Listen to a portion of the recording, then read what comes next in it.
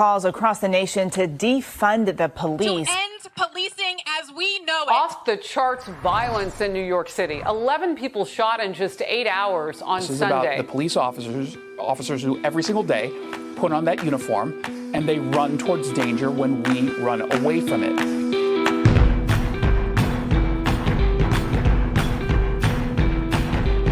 Well, guns up, giddy up. There's usually another voice saying what I'm saying right now. And sadly, that voice is incapable of doing any of that today. Welcome to Failure to Stop. This is the Friday Breakdown. Hi, I'm Drew Breezy. I'm going to be carrying you today. I'm going to be carrying our friend Eric Tanzi. I'm going to straighten my camera. And I'm going to talk to you a little bit about something. We got a serious matter afoot. Tanzi is dead. Tanzi is not deceased. He is he is on the bed of his demise, which is, by the way, a ghost bed. We'll get to that in a minute. Thank you for ghost bed. But Eric is currently extremely under the weather, and we've been having weather issues lately. I want to do this though. I'm going to show you something in support of Eric, because thoughts and prayers just aren't enough anymore. We need merch, and when Eric is down, when the captain of the ship is in the galley of the sub below the ghost bed bin, we have to honor him. So we have created merchandise. This is something you probably can't see. This is what it says. It says Throat Strong Tanzi. We do believe he has strep throat. We think that is his issue. We're not 1,000% sure.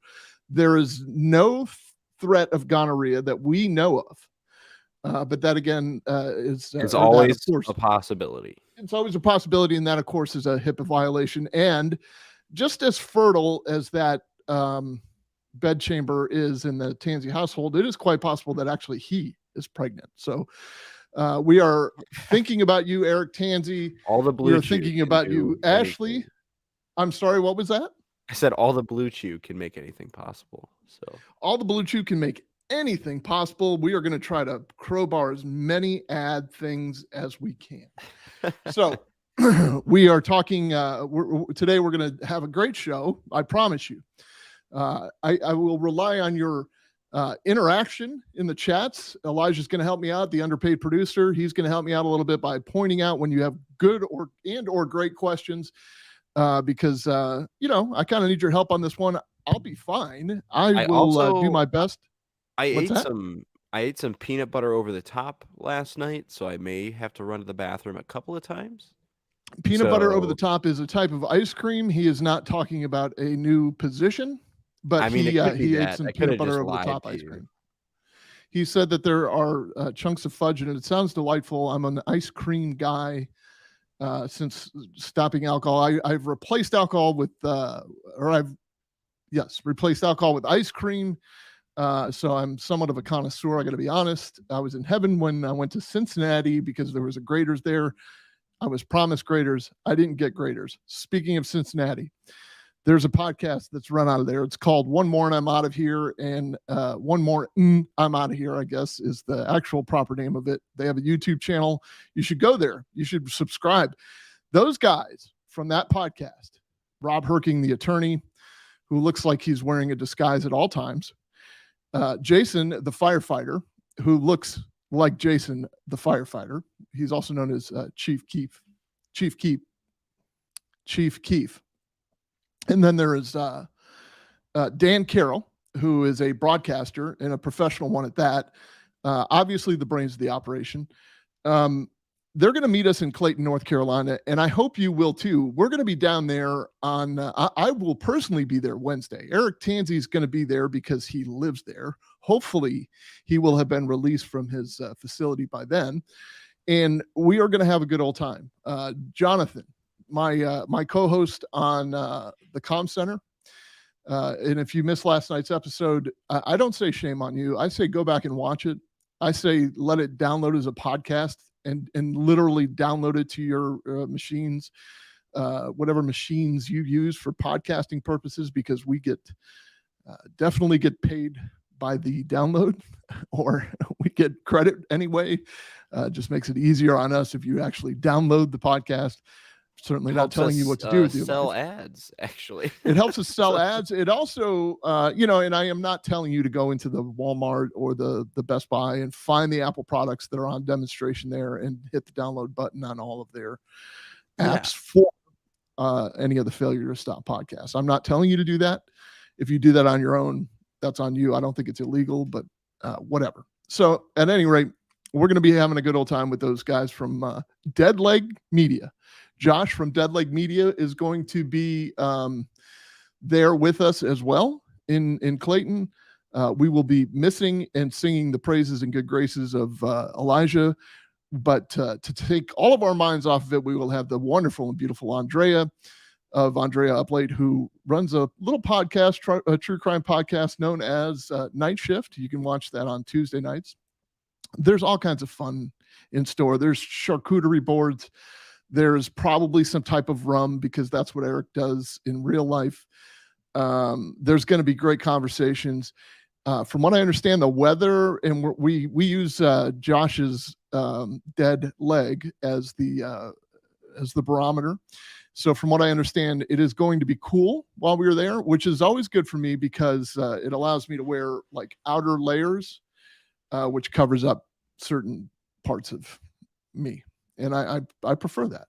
It just makes me look I have a feeling we're gonna get a lot of good reels on this episode. Oh, we should get plenty of good reels out of this one. And if not, somebody's asleep at the reel. Anyway, we are going to talk about a case out of the DC metro area. If you don't know, DC Metro is patrolled by a police department known as DC Metro. They also have the most law enforcement officers per capita in the United States. I'll bet you didn't know that. And the reason being is there's a lot of headquarters there and such. However, there's also the U.S. Park Police, who have jurisdiction just like DC Metro.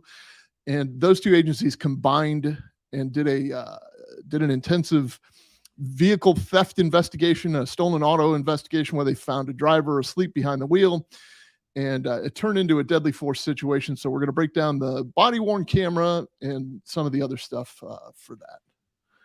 I'm sorry, did you say something?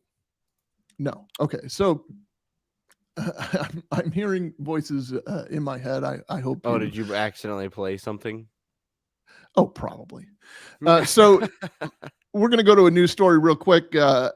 And then we'll get to some of your reviews, but this is what I want to discuss a little bit here.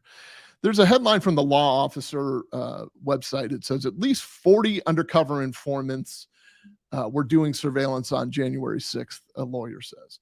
Now, here's the deal. I can tell you that I've been to many events like this in a working capacity. I can tell you that I've been in an undercover capacity. In large scale events, you're going to have, a large presence of law enforcement in plain clothes, mingling in the crowd, looking for roustabouts, looking for threats. You're able to get in and out of the crowd a little bit better, because if you get a description of somebody that's, perhaps made a threat and is not supposed to be there, or somebody that we've been looking for, you're able to navigate through the crowd a little bit better than if you were wearing a full suit or you're wearing some type of markings that say police. So it's completely on the up and up that it's mainly for the crowd safety. It's also for intelligence gathering purposes. It's also, without giving away Secret Service tactics, I don't know what I shouldn't say, but I mean, there are plainclothes people all over the place, and they're just kind of keeping an eye on things. So you never know who the cops are and who the cops aren't. This is kind of unprecedented, I would think, maybe, but the FBI is, or it says at least 40 undercover informants were doing surveillance on January 6th. The government actually admitted that 8 FBI confidential human sources were embedded among the Proud Boys. And that all came according to a court filing. We've talked a little bit about this on the Friday breakdowns before, but they're saying at least 40 undercover informants engaging in surveillance work among the defendants on January 6th. One of the Roger Roots is one of the attorneys. He says his client, Dominic Pizzola, is currently standing federal trial in D.C. with the group's former national chairman, Enrique Tarrio, and members Ethan Nordine, Joseph Biggs, and Zachary Rail for allegedly conspiring to oppose the January 2021 transfer of presidential power and related charges. The government admitted Tuesday that 8 FBI confidential human sources were embedded among the Proud Boys on January 6th. And they reported that in a court filing, saying that the Homeland Security Investigations Agency appears to have had some 19 informants active at the time. At least 13 undercover plainclothes DC Metro agents were among the January 6th defendants that day. He reported that federal prosecutors revealed information involving 12 of the officers on Friday. Some of the undercover officers marched with the Proud Boy March, Roots said, and some appear to have played roles of instigators in that they are seen on body-worn videos chanting, "Go, go," and "Stop the steal," and "White House, our house" on January 6th. Others generally followed demonstrations toward the Capitol. Here's my opinion. Here's where I come in on this. Informants are informants. Informants are going to be embedded in the group, and the informants have to act as if they're in the group, or they're no good as informants, because people are going to pick them out pretty quickly and not give them the information they need. So I get that. Officers who are working in an undercover capacity, unless they have been ingrained in the organization itself, probably shouldn't be acting in that way. If you're just cold, like in plain clothes, and just happen to show up that day to be part of the counter surveillance team, or to be some type of the plainclothes surveillance team within the protest, your job is to observe and just kind of walk with them and make sure that they are staying within the line, so to speak. And if somebody is getting out of line, or somebody's committing a crime, you're not to act. You're just to point, get a hold of an officer in a predetermined way, and you kind of point out and tell them what's going on.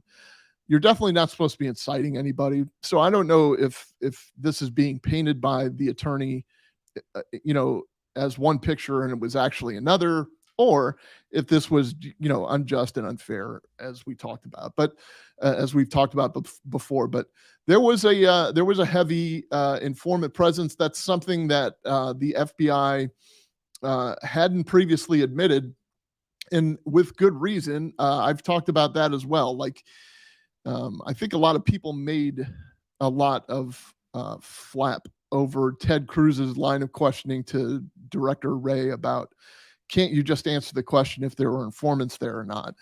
And I know he's not able to answer that question. He's not going to give away details, and he's definitely not going to give away tactics. So Ted Cruz knows that as well.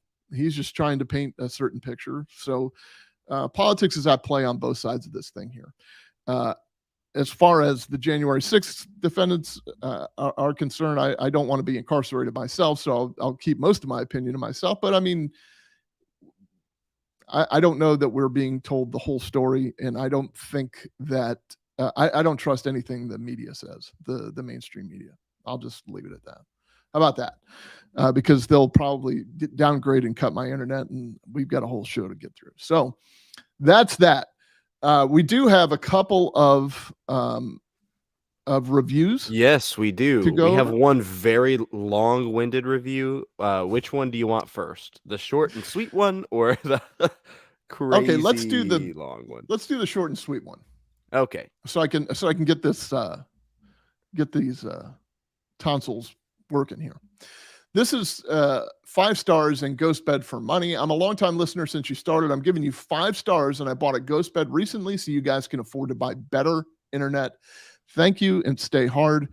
That does sound familiar. I think we may have rehashed that one, but it was so good, and it was such a 5-star. I give that rating 5 stars, and the rating itself is 5 stars. Why was it the most recent one? Oh, I might have uploaded the wrong. But also Apple tends to. It kicked I know it how up that goes. to the most recent one. This one is definitely a new one. Okay, here we go. All right, I will attempt to do this in all English. You can see is Drew's forehead.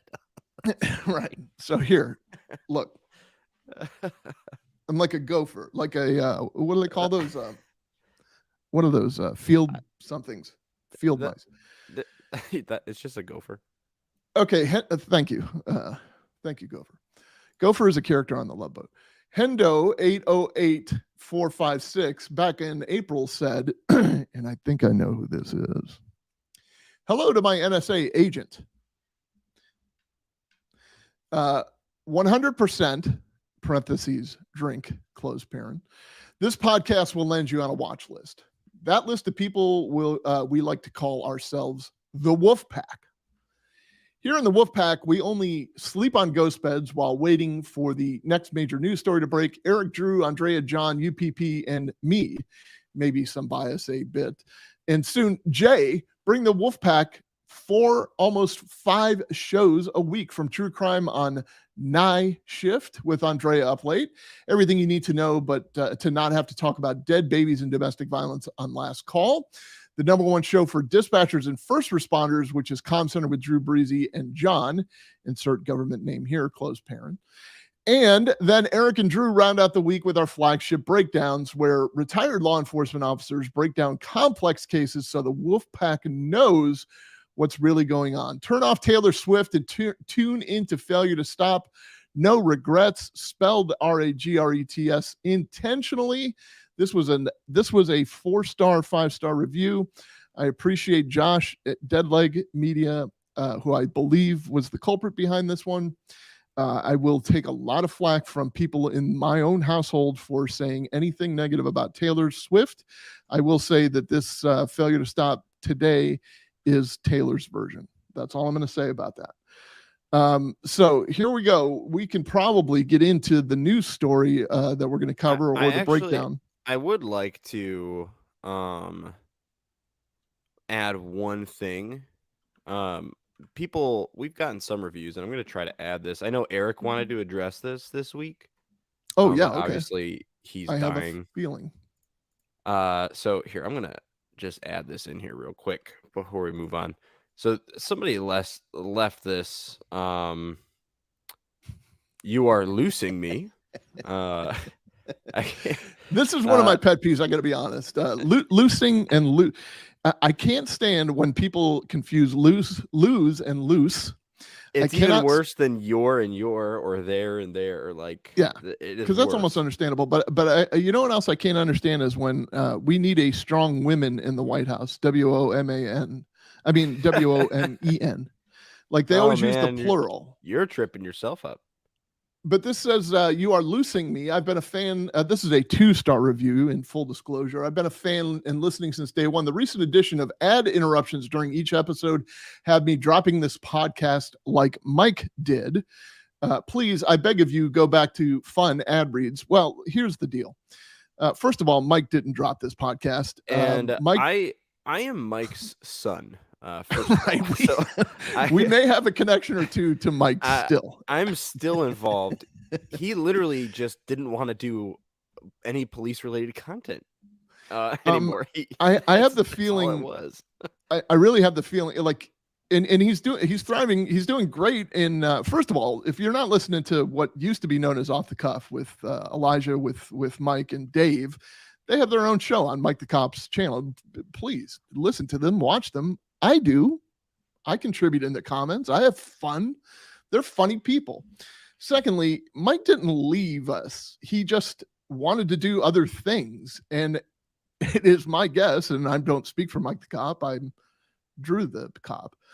But it's my guess that comments like that are probably what drove him insane. Like, you guys cops are the worst at adapting to change, and I get it. And I do understand that I'm just some new face around here, and I'm not taking this personal, though it may sound like I am, and it's probably going to get worse in a second. But Mike just wanted to do his own thing, and he's helping the law enforcement community exponentially in what he's doing with his 10-7 project. He's still, from what I understand, involved in humanizing the badge.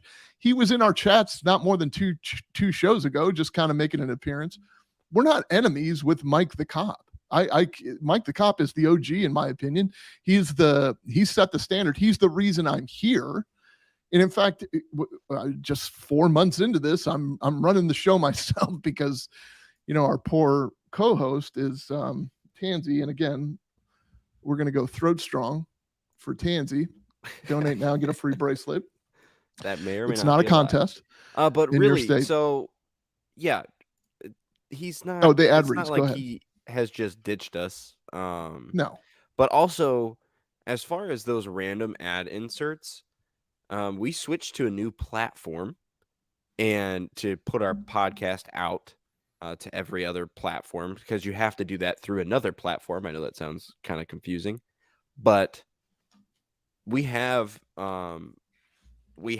minimum barriers that we have to hit. Like, we have caps that we got to get to, Right. to bring pay you this everyone content. who does the show, to bring you guys content. And yeah, it's just something that we've had to do. I've actually dialed back the ads a little bit, but it's so you guys can listen to something for free. We put out 4 to 5 shows a week, and just wanted to address that. Well, and I'm glad you said that. I'm glad you're addressing it. Here's something that would drive me insane about this, because I get where this person is coming from. When you say for free, you can pay, and this is between, like, the platform. I'm not going to take you too far deep here, but the platform that we've switched to is actually owned by Spotify. It's called Megaphone, and they're a podcast administrator. You can integrate your ads into this thing. It just makes it easier from a management standpoint, and it makes it easier for accountability and to show advertisers like what our numbers are, so they'll advertise with us, and again, to bring you free stuff. So I can understand where people are thinking, well, I pay a premium to Spotify for ad-free music, and that's the key, because Spotify will tell you this is a Spotify issue. Yes, you're paying for ad-free music. You're not paying for ad-free podcasts. So in other words, if you go to their leading podcaster, and we're right behind him, don't get me wrong. Joe Rogan, he knows we're climbing up the charts. Right behind him. He's scared of us. He's a little intimidated by us, but he is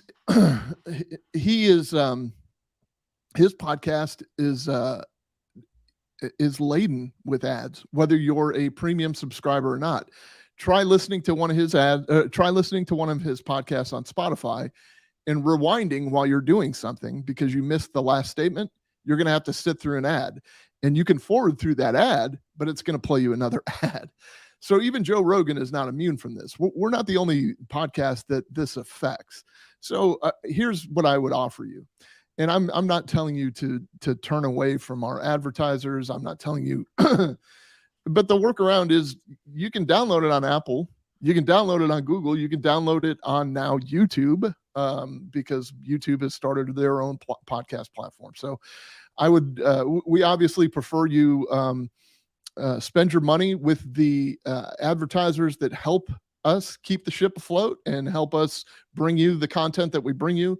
We don't want to chase anybody away with ad reads. That's the last thing we want to do. However, we have a business to run, and we're doing our best to kind of bring you the stuff, and people have to be paid. The underpaid producer is underpaid. There's still the word paid in there somewhere. So we've got to figure out a way to compensate people, and that's what we're doing. And I can, in full disclosure, tell you that I'm not eating cat food every week like broke, but I'm living off a pension. I'm not living off of podcasting and YouTube. I can promise you that. So I'm just doing this because I enjoy the interaction. I love the Wolfpack, and I feel the love that the Wolfpack has. And also, I've always wanted to advocate for the dispatchers, and that's where I'm headed, and for law enforcement mental health. So, Elijah, underpaid producer, Eric Tansey, I am so glad that you brought that up.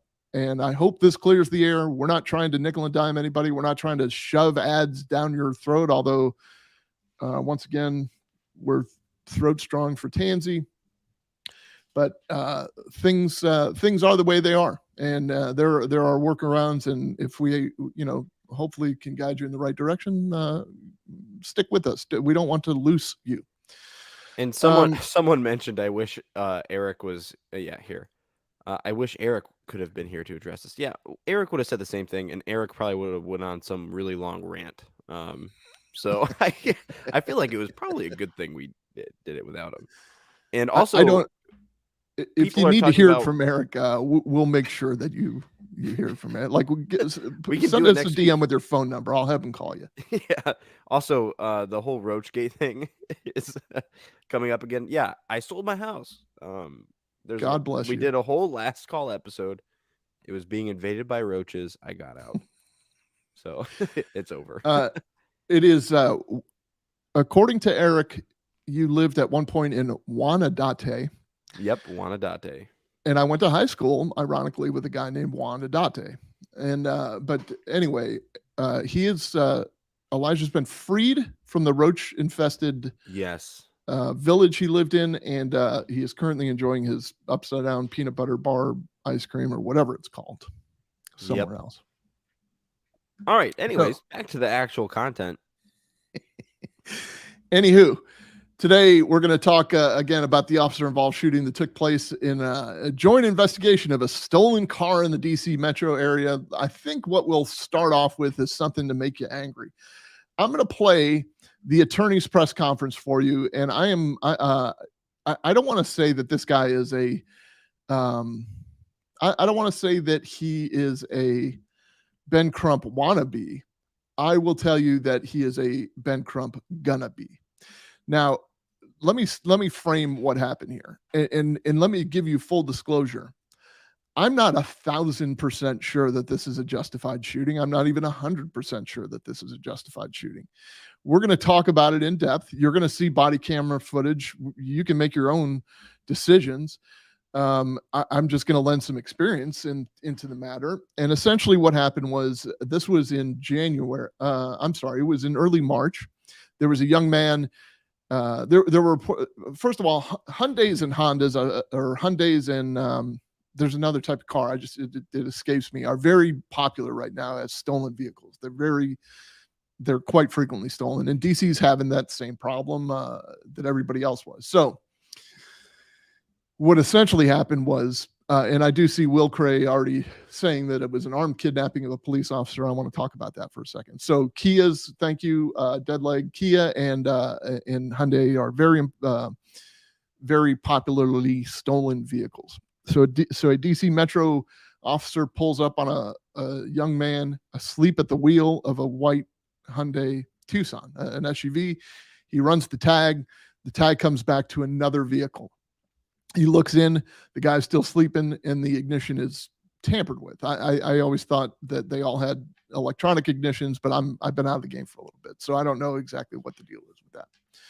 So anywho, there they are. He calls for backup rightly, and I'm telling you what you're about to see in a minute, but he calls for backup rightly, and they formulate a plan. They formulate the plan to get into this car and pin this guy's arms down so that he can't go anywhere or put the car in gear. There are specific instructions that are given by a supervisor that is on the scene. Once all of this went down, they startled the driver. They did their best. I think that the plan was not foolproof, but it was decent. At least it was thought out. There was some forethought put into it. I think there were some lessons learned. I think there were things that they could have done differently, and hindsight is always 20/20. And I'm going to tell you this. I don't know where anybody else stands on this, but I don't care if he was a car thief or not. We lost a young man. He was shot and killed by police, and he was killed. I mean, he wasn't murdered as they're about to portray to you, but we don't. I'm not rooting for death. Like I'm rooting for the protection of life. It just so happens the death occurred in this case, and I don't think it's as cut and dry as everybody wants to believe it is, but that's Drew's opinion, and we're going to see some evidence in a minute here. So eventually what happened is they're struggling with this guy. He startles, he wakes up, they identify themselves, they're in full uniform, and he puts the car in drive and takes off. The problem is there is a DC or a U.S. Park police officer still in the back seat. So the U.S. Park police officer tells him a few times to stop to stop. And he warns him, I'm going to shoot you, and ends up shooting him, and he kills him. The driver died instantly, and they drove into a house. The DC Metro officer, they immediately administered first aid to the suspect. They transported the DC Metro officer to the hospital because he was involved in this accident. And additionally, you're going to see there was a sergeant, the U.S. Park Police officer, and additionally there was a U.S. Park Police sergeant that was run over by this suspect. So there were plenty of crimes that occurred. It's just the matter of the use of deadly force and the exigency involved that I want to talk about a little bit more. So let's talk. Let's take a look at where did it go? We'll take a look at the here it is. We're going to take a look at the press conference that the attorney gave, because I see some issues with this. This is titled, by the way, "Family Demands Name of Officer." So here we go. Just bear with old man Drew as he pulls up whatever he's looking for. Normally, Eric could provide a colored commentary, but there we go. Taking a life. How long will we as a community have to continue to have the talk with our young Black children? Okay, so I got to rewind a little bit. This guy, he enrages me for a few reasons. First of all, there's a concept known in legal circles as something that has completely slipped my mind. But basically what it means is if you're the first guy to the microphone, that's who everyone's going to believe. It doesn't matter if the cops won't be able to get there first to defend themselves. This guy's going to get on the camera and tell you all about how cops are murderers and targeting Black men. And it's a travesty, and it's dangerous to our society, in my opinion. From George Floyd, Breonna Taylor, Leonard Shan, Manuel Oates, Ron Brown, Zaris Wilson, Troy Bullock, and countless others whose lives have been taken away because all police officers want to do is shoot first and ask questions later. I have issue with that. All we want to do is shoot first and ask questions later. I went through 29 years of law enforcement. I never shot once. And I asked a lot of questions. And I know that I'm not alone in this. And you'll see from this video, this ain't about shooting first and asking questions later. They exhausted a lot of methods. And what I'm not hearing anywhere in this conversation, which is very odd to me, is, well, he's generally a good kid, but he was stealing a car. He was in the process of sitting asleep in a stolen car. Oh, by the way, he had a gun in there, which was discovered after the fact, by the way. But let's go on a little bit. How long will they be able to hide behind their badge? I'm not hiding behind anything. I'm right here. To justify taking a life? How long will we as a community have to continue to have the talk with our young Black children? Do you mean the talk where you're saying, hey, do me a favor and don't be out at 8:30 on a Saturday morning from Friday night in the process of stealing a car? Is that the talk you're talking about? Because, yeah, I encourage that talk. You probably should have that talk with your young Black children as you are painting them. Because they are treated differently by police. Yep. We arrest people that break the law. Black, white, doesn't matter. They're definitely treated differently. They're treated differently on the street.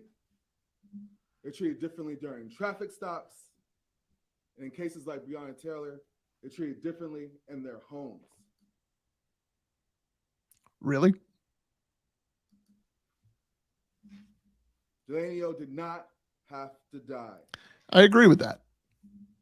We will pursue justice for Delaney with or without the help of the federal government or the District of Columbia. This is always what I find interesting. They always say they want justice for Delanio, or they're going to pursue justice, but they're not looking for justice. They're looking for revenge. If they were looking for justice, and again, I feel horrible for this mother. She's being misguided by this attorney, in my opinion. You're going to hear her in a minute. She takes zero responsibility for what the kid did. She takes nothing but hostility towards police for doing what their job is that went awry. But it went awry not because the officer just decided to start poking the bear, so to speak, with her son. It went awry because her son committed a crime and they were investigating it. If you don't do that, you probably won't be in that situation, right? And to the Park Police Union Chief who condones this killing, shame on you.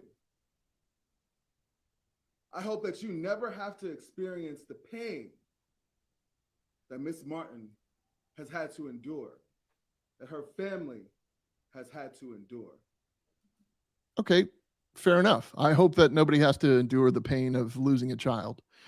You have to take responsibility for that child at some point. Maybe your first press conference shouldn't be at his death. Maybe your first press conference should be, my son got caught stealing cars 61 times. I don't know what this kid, I don't know what his criminal history is. I'm not saying that that's the case here. I'm saying in most cases, the first time you hear from any parent with this long, with the gallons of tears that come out, and I get it. I understand you're losing a baby. You lost your baby a long time ago, though, to the streets. It's that simple. You're blaming the police for an issue that starts in the home. And it could be an unmanageable situation. I understand that. I have empathy for that. But blaming the police for this, whether it was bad policy that caused the death, that remains to be seen. And there will be accountability. There always is. But he's painting this picture that we're just careless murderers, and we know that that's not true. So he gives her permission to speak now.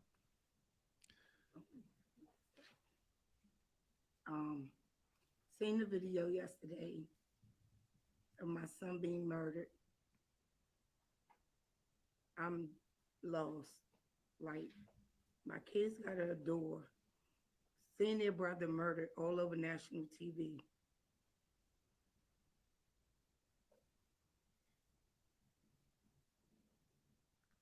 I want the officer name released immediately. What's that going to do? I want him arrested. What's that going to do? I want him to stop getting paid. What's that going to do? He murdered my son and still home with his family, not doing no work and getting paid. Right. But you don't want him on the street, do you? Because he's a careless murderer. So here's the thing. When we talk about, or when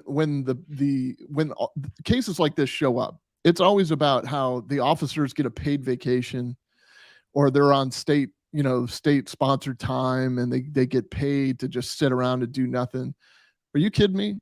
Do you think that the guy that shot this kid is not processing, is not dealing with the fact that he took somebody's life? Do you think that his life is not going to change forever and ever? It's not the same level of sympathy. I get. He didn't die. He took the life of somebody that he thought he had to take at that moment. And if you're going to punish people by taking away their salaries for making the decision to save their life or somebody else's life, you're not going to get anybody to do this job. And that's what we're seeing in the United States, across the United States as it is. You're seeing the big mass exodus from law enforcement because of this, because this attorney wants a payday for this family. It's not about vengeance. It's not about justice. It's about revenge. And there's a huge difference between justice and revenge. And it's a cash cow. It's an opportunity to make money. And if you wanted true justice, why don't we try this case of the stolen motor vehicle in his absence, in his death? And if he's found guilty, okay, then you can't go forward anymore. But the law doesn't work that way. the law favors now this kid because he was killed in the process of committing multiple felonies, by the way, which were discovered after the fact. So they're investigating a felony. It just so happens that the officer put himself in a very precarious spot and had to take deadly force, had to use deadly force to take to what he perceived to risk to save his own life. And somehow this is the government's responsibility to pay this family for the child's loss. Who's going to pay for the victim of the car? Listen, it's the life of the child is not replaceable with the car. They're not on the same parallel, but there's no responsibility. If he were successfully apprehended, we would never hear about this case, and that person would be out their car. That's it. I mean, like, at what point are we going to start protecting the people that pay taxes, the people that aren't committing crimes, the high majority in the Black community, the 99% that aren't out committing crimes? That's who's being protected. But for some reason, we're going to kowtow to this 1%, the criminal. And when you canonize the criminals, they're going to take the country over. It's that simple. They're going to work their way into they're going to find a way to work their way into positions of being lawmakers. They're going to capitalize on shootings like this and ingratiate themselves with the Black community and make them believe that they're going to do something for them, and they're not. Just like this attorney. If this attorney is so, and I don't know what the terms of their agreement is, but if he's so adamant that this is just an innocent young Black man whose life was taken. He can't even say unarmed Black man, but if he's going to compare him to Breonna Taylor, if he's going to compare him to George Floyd, hopefully he's doing this pro bono. He's doing it for free. He's not doing it for 33 1/3 of whatever millions they're gonna end up getting just to make this case go away. Let's be realistic about it. Let's be honest about it. I'm not pro killing this kid. I do understand the position that people are saying he was committing an armed kidnapping of a law enforcement officer. I understand where you're saying that. The law enforcement officer put himself in that position. It's very complicated. It's not as cut and dry as, oh, well, he kidnapped a law enforcement officer. If you place yourself in a position like that, you can expect some scrutiny. It would be the same thing as walking up on a car from the hood, just walking straight from the hood of the car, by the way. When you're walking straight onto a car and all of a sudden the car starts and accelerates towards you, and you just unload your gun into the vehicle. You've put yourself in that position. You didn't need to approach it from the front. You could have approached it from the side. There are alternate things to do. This officer ended up, maybe not even by fault of his own, in the back seat of the vehicle.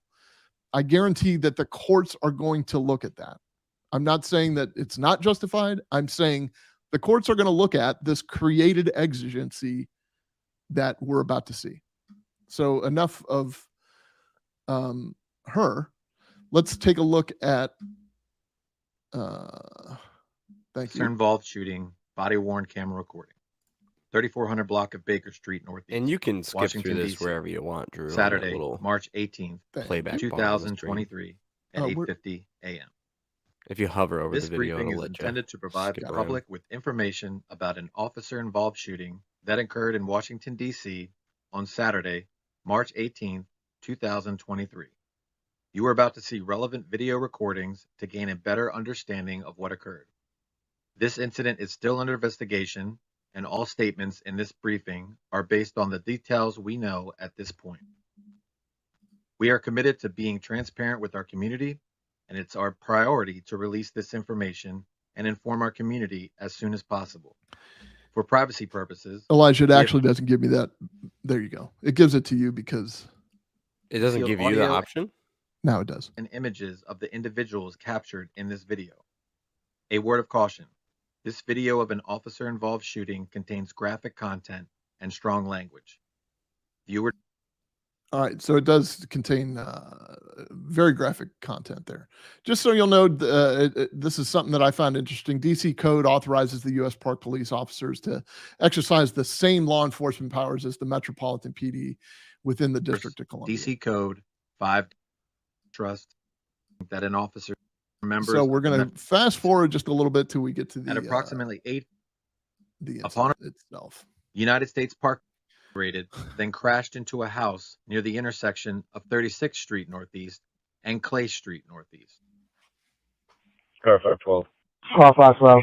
Pull me out at 34th and Baker Street. MPD just flagged me down. They got a call by a suspicious vehicle. We're going to approach the vehicle now. 34th and Baker, Quadrant of the city. 512 Northeast. 10 for station's radio courtesy, please. 512. There's one appears to be asleep. The ignition's punched out, so maybe stolen. 10 for copy occupied and possibly stolen. 0903. Public Woman Route, Dorf, MPD. 10 for hereby or MPD. Metropolitan Police Department and United States Park Police officers were attempting to detain the driver. The vehicle accelerated from the scene with Officer 1 inside the vehicle. Officer 2 was dragged by the moving vehicle while on the exterior of the vehicle. Officer 1 gave verbal commands for the driver to stop. After the driver did not comply, Officer 1 discharged his firearm. The vehicle then crashed into a home in the 300 block of 36th Street Northeast. The crash caused structural damage to the house. However, there were no physical injuries reported by anyone inside the home. The following recording shows United States Park Police officers responding to the Metropolitan Police Department officers' request for assistance with a reported stolen vehicle. Multiple Metropolitan Police Department and United States Park Police officers approached the vehicle in order to detain the driver.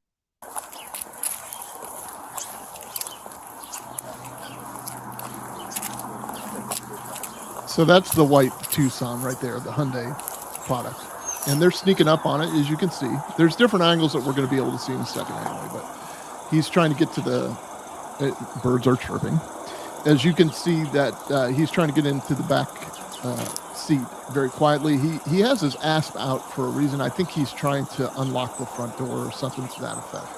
But, and I'm not even sure which officer this is. I'm not sure if this is the officer that ultimately shot the suspect, but what they determined was that the back window was taped. There was like clear plastic tape on the back window, so they wanted to cut through that to reach in and unlock the door, which they have a right to do because they're investigating a felony, a stolen vehicle. You're building probable cause by seeing that the ignition is smashed, that the window in the back is smashed. So through your training and experience, you know that stolen vehicles often, are entered through a back window like that. And also they have smashed ignitions. And also the fact that this vehicle tag does not come back to this vehicle. It comes back to another vehicle, which is another method that thieves use in auto theft. So they've built enough probable cause to at least contact this driver and detain him.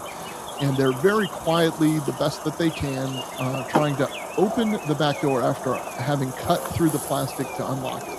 They had pre-planned that. We're going to talk about that in a second in a video. And you can see that they are just ever so slightly creeping into the back seat. He's telling everybody, just be quiet, just be quiet. And he's given it his best shot to kind of get in there quietly. And I'm just trying to use the word quiet as many times as I possibly can in the same sentence.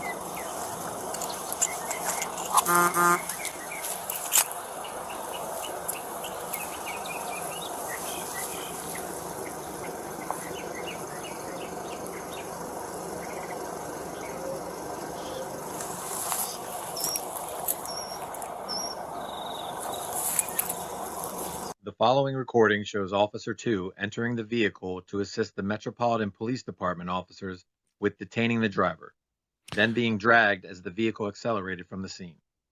So as part of the plan, the plan was, that one officer said, well, I can see he's got a hand down his pants. The other hand is unoccupied. So what their goal was to get into the car to grab one arm, and then at the same time, they were going to open the driver door and grab the other arm so he couldn't do what he ultimately ended up doing. So they're telling him, don't move. And they're trying to grab him. This is the view of the officer in the back. He's horn honking. There's a struggle. They lost control of him. in the car. And what happened was, you're seeing it from this guy's perspective. He took off and he ran over one of the officers. The following recording shows Officer 1 But there was entering an the officer vehicle in the to back assist seat the still. Metropolitan Police Department officers with detaining the driver. While Officer 1 was still inside, the vehicle accelerated from the scene. Officer 1 attempted to communicate with the driver and issued multiple verbal commands for the driver to stop before discharging their firearm. Reminder that this video contains graphic content. Viewer discretion is advised. I'm going to cut it at the point where he shoots him, but we'll get as close as we possibly can. I want to keep this video on YouTube, so they have rules and I understand it. So you can see this is like a rehash. This is a rewind. So he gets in the back seat, he tries to jump in to surprise him.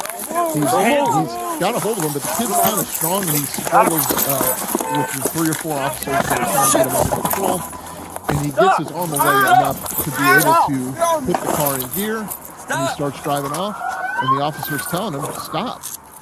He's in the back seat. Let me go. Stop or I'll shoot. And that's where he shoots. So he shoots him a few times. The guy yells, and from there, the suspect apparently died instantly, but they crashed into a house, a nearby house.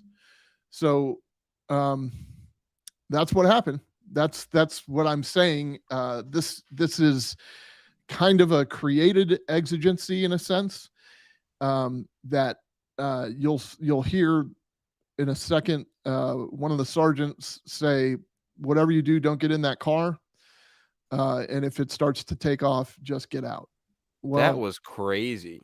Yeah, and it just did not go as planned, and that's the way the cookie crumbles at times. But I don't think that the officer intentionally jumped in that car with the hopes that the guy would take off. Excuse me, with the hopes that Tansy's, good Lord, throat strong Tansy. Tansy has infected me with some type of strep throat, and I'm not happy about it. So I don't think that the officer intentionally jumped in the back seat of that car with the hopes that the guy would take off so he could use deadly force. That's what's being portrayed. That's what they're saying, that we just shoot first and ask questions later. This is not a matter of shooting first and ask questions later by any stretch of the imagination. Let's take a look at the pre-briefing here. The officer checked the license plate in a law enforcement database, which revealed that it belonged to another vehicle. The officer observed that the ignition of the vehicle was down. The vehicle I'm fast forward in the vehicle. The timestamps for you. That's my fault. Okay, so this is the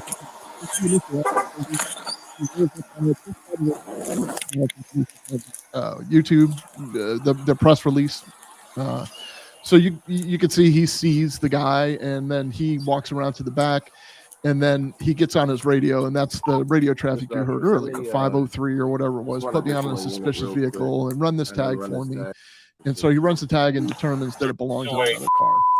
He gets back in his car after learning where the vehicle is actually registered to. He rolls around to get a good position. The two officer in the top on the other side of him. So here's where I'm saying, okay, from a tactical standpoint, I can't tell you how many drunks, I worked as a midnight shift commander. This is one of my, this would be in the top, 2 or 3 of my biggest fears. I certainly don't want to see any one of our officers injured or killed. I certainly don't want to see a citizen injured or killed unnecessarily, or, whatever happens. But I also don't want an unnecessary pursuit. And so we exhaust all measures before getting into a situation like this. And this is hindsight. Hindsight is 2020. I am not calling these guys out by any stretch of the imagination. They have a rough road ahead of them as it is. But as you can see, if the color of the skin matters to the attorney, then the color of the skin of the officer should matter to the attorney as well. I think every single guy there was a black male. Every officer was black. I don't know that factually, but I think that that's the case. You can judge for yourself when you look at the video.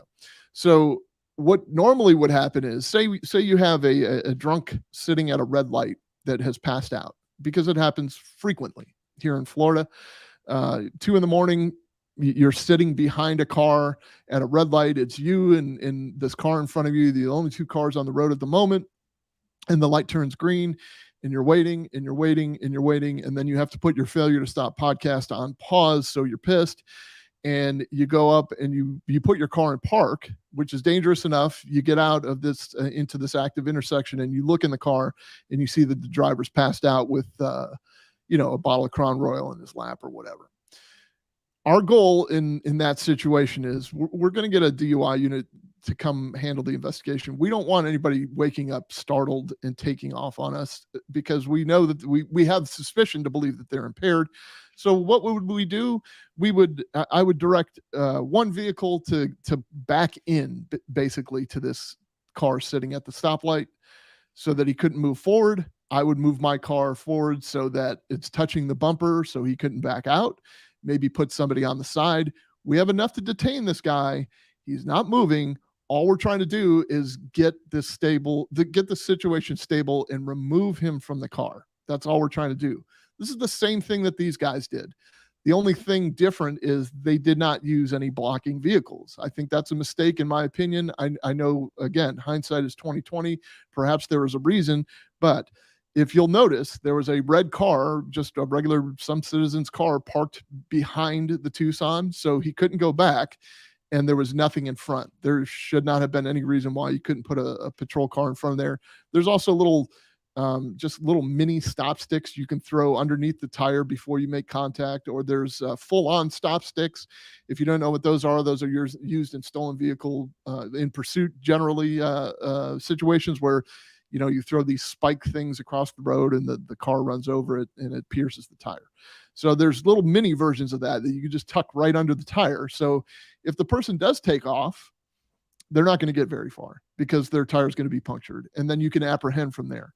So there's that. There's just things to keep in mind. So when you're building, when the defense is building their case to say that this was not an exigent circumstance, these are the types of things that they're going to look at. So just be aware of that. Let's listen to the plan, though. The guy in the upper left is the camera you're hearing. The back window is just a plastic. I'm going to try to cut that out quietly. Unlock the door. If he doesn't get started, doesn't wake up, then we're going to try to get in there, grab him before he puts that car in gear. You know what I mean? He's got one hand, at least the last time I checked, I'm going to check again, one hand inside his waist. I don't see anything. And then the phone is lying on his shoulder area or chest area. The right hand is actually back. So we can grab that hand, get a hold of that other one. We're good to go. But let's wait to see if he gets started after I cut it. Try to unlock the door. If he does, he takes off, just let him go. But don't get inside that car until we do that. Gotcha. Okay, that's going to be very important because part of their operational briefing that they're having, and rightfully so, is if he takes off, just let him go. But it's very important that you don't get into the back of that car. That's not verbatim what he said, but that is what they discussed, which lends me to believe that he didn't intentionally get in the back of the car. He probably tried to keep a foot out or whatever happened. I'm not making excuses for the guy. I don't know. For the officer, I don't know. He's going to have to answer to it. But whatever happened, one thing led to another, and he ended up in the back seat of that car.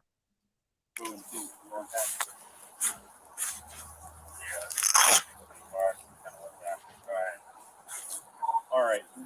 Either way, we're going to approach when it comes to see if through the taped over window we can gain access to the defense. So just a reminder, if now, he does flee, if you that is his avenue to escape. Cut that tape and you can get in, you're going to unlock the door Well, first? I got to unlock it from the exterior. Exactly. So I have to cut, make sure he doesn't get started, then unlock it quietly. And if he doesn't get started then and he still knock the hell out, then I can open the door, make entrance for anyone to go in there and grab him as soon as possible. Not true.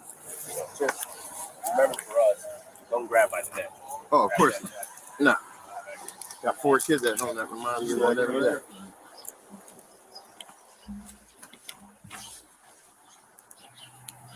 This is what I'm saying about them being humans. The one guy is like, no, I mean, I got 4 kids at home. Like, I don't know where this attorney gets off just assuming that we're out on the hunt for black males in particular. Seems kind of odd to me. The chances of you being struck by lightning, whether you're black or white, are higher than you being shot and killed as a black male. That's it. Or being shot and killed as a black person. That's the truth. But that's not the truth he's trying to portray. He's trying to get a payday.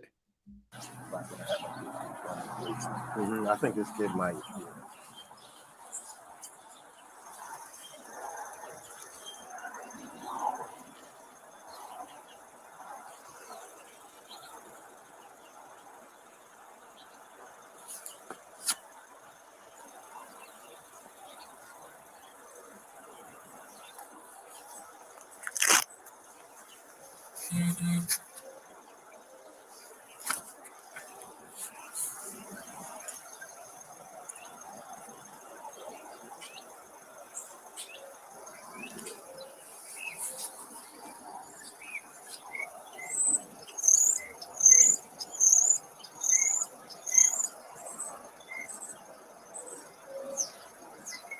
See how close that red Hyundai is to the back. If you're on the podcast, obviously you can't see this. You can go back and watch the YouTube, but you probably could not walk between the red vehicle and the back of the allegedly stolen Hyundai.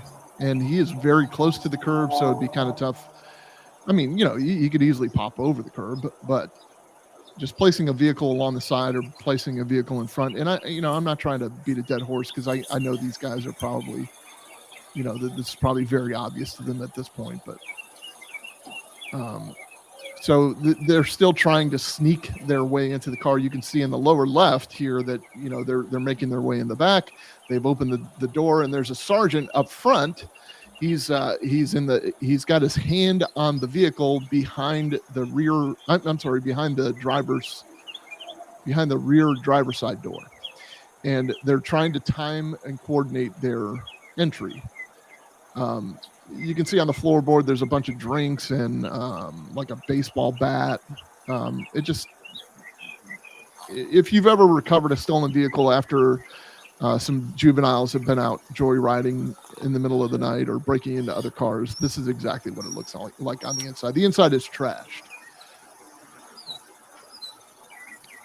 I see all of you with your super chats and for Tansy's recovery. Eric thanks you. He would thank you personally, but his voice is not working. So thank you all for that. But they're still making their way in. They open the car, they start the driver. Sure enough, he jumps up, and they're telling him, don't move. And looks like he's got a phone in between his legs there. And they actually have a hold of his left hand. But he put the car in drive and was able to slip away, at which point he ran over one of the officers. We got a vehicle fleeing. So at some point, one of them says, he's in the back seat. Vehicle fleeing. We got a parked police officer inside of it. It's going to be that Hyundai Tucson. So we got an officer in the vehicle. MPD located the vehicle after it collided with a building in the 300 block of 36th Street Northeast. MPD officers assisted with rendering aid on scene. MPD is the leading investigative agency involving the United States Park Police officer-involved shooting. This incident is under review by the United States Attorney's Office for the District of Columbia, USAO. When the USAO completes their review, the Department of Interior will handle an investigation for any administrative actions. Okay, so look, this is a case in a matter of the U.S. Attorney's Office reviewing this, and then the department itself will do their administrative review. The U.S. Attorney's Office is going to review this for criminal purposes. And from what I've seen on headlines that articles I have not read yet, but what I've seen on headlines is they've opened a civil rights investigation into this. I think they're kind of obligated to open a civil rights investigation if somebody makes the complaint that this is a civil rights violation. I go back to what I said in the beginning of this. Wasn't this a civil rights violation of the owner of the Hyundai in the first place? Like, at what point are we going to go back to protecting the citizens and their property? They have a right to, just operate in peace. And I think that this is an extremely unfortunate incident. I think a lot of lives are going to be changed because of this. Because, if you've ever spent time in law enforcement, or you've ever spent time at a Concerns of Police Survivors conference, or people just completely underestimate the traumatic stress that goes along with having to shoot and kill somebody. It's a completely different ball game. Your mind is changed forever. It's just like, we have people in the chats that have served in wartime, tactical, and all these other guys. It alters your brain forever, and you don't think the same forever. You don't trust people like you used to. You don't. As a result, now your family starts to suffer. Your children are going to suffer. You're going to become bitter. You're going to blame yourself, and all of these things change. I don't know of a cop that has set out in roll call that night or any other night to say, I'm going to go out and kill me somebody. I'm going to go shoot first and ask questions later. That's not what happened here. I think the plan went foul. I don't think that there was ever an intention to shoot and kill anybody, especially over a stolen vehicle. You can easily make the argument that the threshold for use of deadly force is the threat of imminent death or great bodily harm, and that officer felt that they were in an imminently dangerous situation because the suspect's behavior was not that of compliance. It was that of running another officer over. And he knew that there was an officer in the back seat who was specifically telling him to stop. So whether the guy was just not in his right frame of mind, maybe drugs and alcohol it was a factor, I don't know. But I do know that he didn't stop. And the officer felt, apparently, that there was an imminent threat of death or great bodily harm to himself, and he used deadly force. I think that there still is going to be a long road ahead from the legal standpoint on this case, because it's obvious that this attorney is trying to make a point. And this is, we're coming up in an election year. And this is the unfortunate part of the United States of America. We can't look at cases on their merit. We can't look at cases on a literal case-by-case basis. We have to look at the color of the skin of the perpetrator. We have to excuse their crime if they're a certain race. And then we have to look at the color of the skin of the officer. And then we have to vilify the officers in general. And this is sickening. It's deteriorating our society. It is making you unsafe.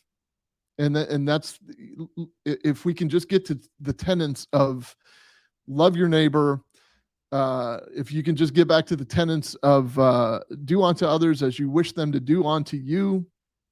Perhaps if we look at the content of their character and not judge them by the color of their skin, the world will be a better place. But we're stuck. We're stuck in this rut.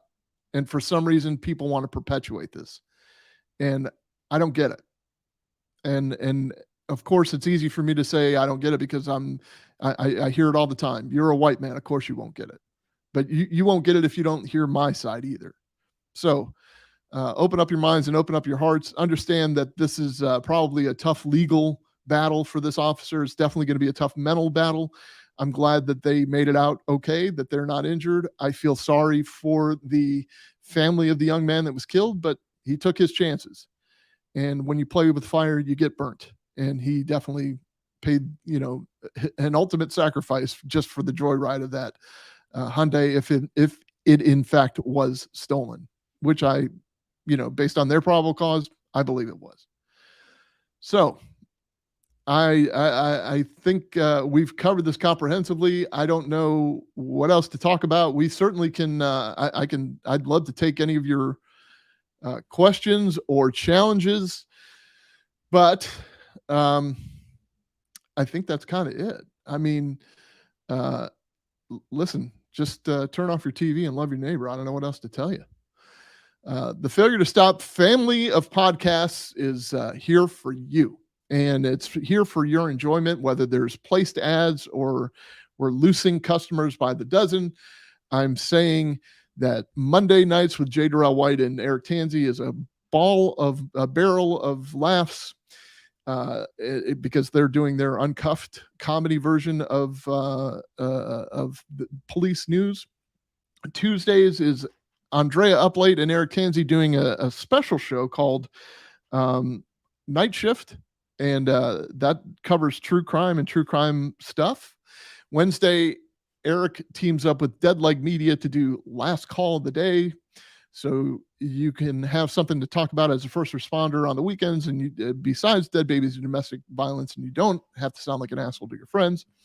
Thursday night, John, difficult to look at pictures on Instagram, brilliant artist, average person, magnificent, is teams up, and we advocate for the dispatchers, and we try to get their voices out there and heard, and we do a fun little show where we break down just like we did today, except we would break down the radio traffic and the 911 calls, anything associated with that. Then we break down the police tactics.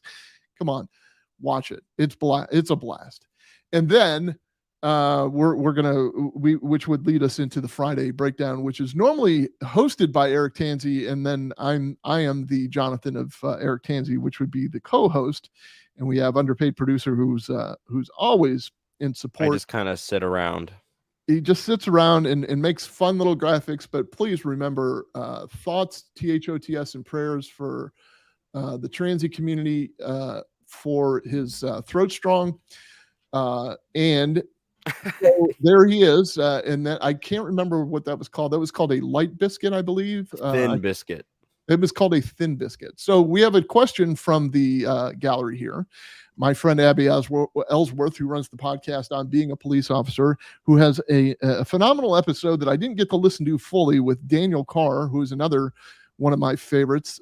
He is we're going to have him on at some point, but he's a cop in a different state out west, near where I was recently, and he is also he put himself through law school, so he's a cop with a JD, and he has got a very interesting take on a lot of stuff. And they just they teamed up for a great episode of On Being a Police Officer. But she asked, will the shows air at their usual times next week while you are in Clayton? And the answer to that is yes, probably.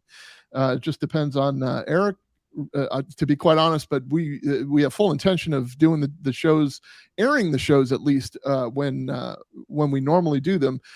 We may not be doing them live. We might be pre-recording Comm Center. There's talk about that because we're going to be doing a live event. We might even pre-record it live, if that makes sense, like with a live audience, and then show it a couple hours later. So look for us then. Stay tuned to our socials. I'm at Drew_Breezy. You can always find us at Failure to Stop on Instagram, both of those. Do yourself a favor, subscribe to our YouTube channel. It's getting better. It's growing. The whole network is growing.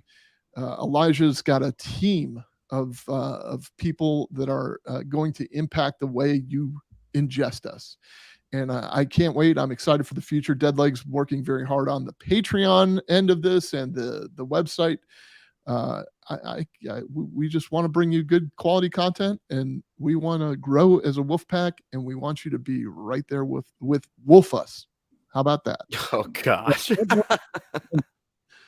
Thank you for tuning in. Until next time, guns up, giddy up. Oh.